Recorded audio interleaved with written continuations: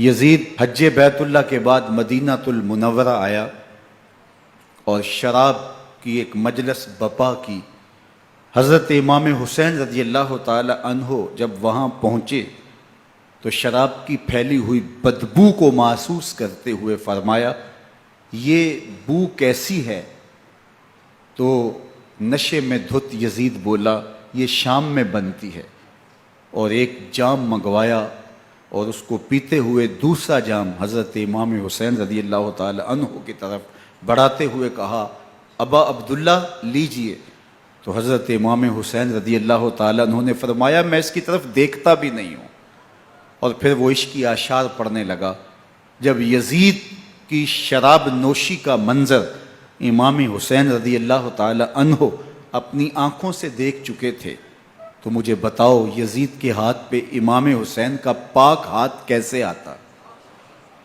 حضرت امام حسین رضی اللہ تعالی عنہ جس ماحول میں پلے تھے، جس ماحول میں پرورش پائی تھی، جس ماحول میں رہے تھے، وہ پاکیزہ اور تقدس مآب ماحول تھا۔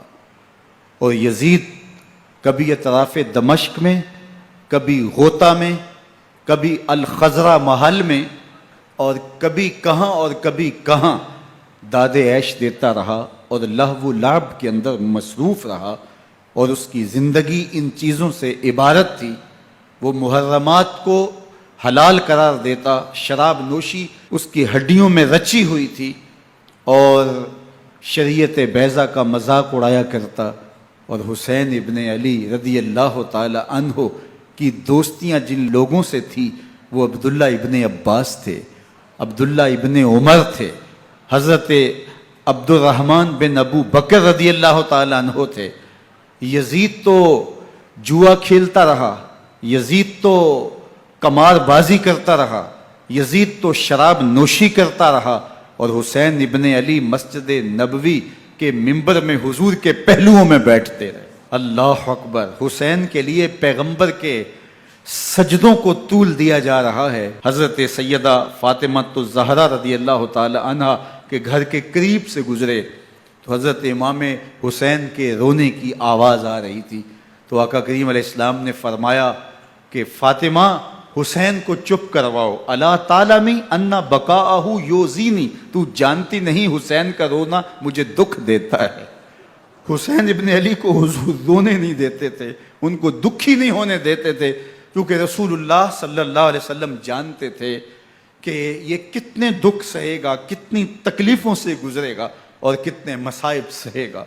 زمانے نے وہ گھڑیاں بھی دیکھیں کہ حضرت حذیفہ بن یمان رضی اللہ تعالیٰ عنہ فرماتے ہیں کہ میں حضور کی خدمت میں نماز مغرب کی ادائیگی کے لیے حاضر ہوا، اور میں نے یہ اجازت خاص طور پہ اپنی ماں سے اس شرط پہ لی تھی کہ امی آپ مجھے اجازت دیں، میں حضور کی خدمت میں حاضر ہوتا ہوں، مغرب کی نماز بھی ادا کروں گا، اور پھر حضور سے عرض کروں گا حضور میرے لیے اور میری ماں کے لیے بخشش کی دعا کر دیجئے۔ ماں نے اس شرط پہ اجازت دے دی اور میں حضور کی خدمت میں آ گیا، نماز مغرب ادا کی، سلام پھرا، لیکن حضور عبادات میں، ذکر میں، نوافل میں ایسے مشغول ہوئے کہ میں آرزو رکھنے کے باوجود بھی عرض نہ کر سکا۔ خیر، نماز عشاء کا وقت ہوا، اذان پکاری گئی، حضور مصلی پہ آئے، نماز پڑھی، سلام پھرا، اور حضور اٹھے اور کاشانہ اقدس کی طرف چل دیے۔ اب میرے دل میں یہ خیال رہ کے آ رہا تھا کہ ماں کو کیا جواب دوں گا، میں تو حضور سے بخشش و مغفرت کی دعا کروا ہی نہیں سکا۔ جب حضور چل پڑے تو غیر ارادی طور پہ میں بھی حضور کے پیچھے چل پڑا، تو حضور نے رخ پھیرے بغیر فرمایا، من ھذا، میرے پیچھے پیچھے کون آ رہا ہے؟ پھر خود ہی کہا، حذیفہ تو نہیں؟ تو میرا دل دھڑک رہا تھا، قلت نعم، میں نے کہا جی جی حضور میں حذیفہ ہوں۔ فرمایا، ما حاجتک غفر اللہ لک ولامک، کیا کام ہے؟ اللہ تجھے بھی بخش دے، تیری ماں کو بھی بخش دے۔ اب جو کام تھا وہ جنبش لب سے پہلے ہی ہو گیا، یہاں تو لفظوں کا سہارا بھی نہیں لینا پڑتا، وہ بند لبوں کی بولیاں بھی سنتے ہیں۔ اقبال بولا ہے، فروغت صبح آثار و دہور، چشم تو بینندائے ما فی الصدور، تیری نظر تو سینوں کے چھپے راز بھی دیکھتی ہے۔ تو کہا، ما حاجتوں کا غفر اللہ لک ولامک، اللہ تجھے بخش دے، تیری ماں کی بھی مغفرت کر دے، کیا کام ہے؟ اب جو کام تھا وہ تو ہو گیا۔ تو میرے حضور نے ارشاد فرمایا، حذیفہ سنو، ابھی ابھی ایک فرشتہ آیا ہے جو اس سے قبل دھرتی پر پہلے کبھی نہیں آیا، آج پہلی مرتبہ اللہ سے اجازت لے کے 2 کام کرنے آیا ہے۔ ایک تو مجھے سلام کرنے آیا ہے، اور دوسرا خوشخبری دینے آیا ہے کہ آپ کی بیٹی فاطمہ جنتی عورتوں کی سردار ہے، اور حسن اور حسین جنتی جوانوں کے سردار۔